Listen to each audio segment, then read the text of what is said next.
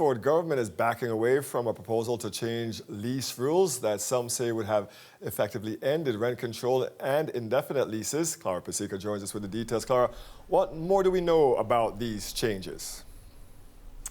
Well, Dwight, this was an element inside a proposed piece of legislation called the Fighting Delays Building Faster Act of 2025. So if anyone's been a renter in this province, you've probably signed a lease, a year-long lease, and then maybe you've gone month to month after that and continued to live in the home as you've been able to do, as long as you follow, of course, the agreement and in the Residential Tenancy Act. But that practice was going to go the way of the dodo bird if this piece of that legislation passed. But now, Ontario's Minister of Housing and Municipal Affairs, Rob Flack, says they're actually not going to go forward with that piece of the proposed legislations, saying that residents expect stability and predictability at this time. Now, that piece of the legislation was something that many tenant advocates and other critics of the government were particularly taking issue with. But as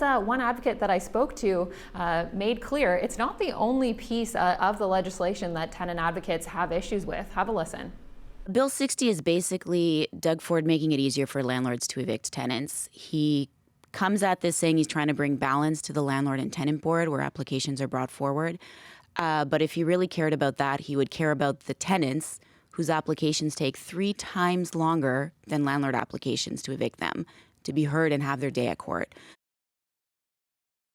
So Flack says that the province is going through with what they're going through, saying that some of these changes they're making are common sense. He says that it will tackle some of the abuse that's happening in the system, and he says that these things to do with the landlord and tenant board are necessary. So certainly we'll be following this one closely to see how these other proposals get discussed here at the legislature.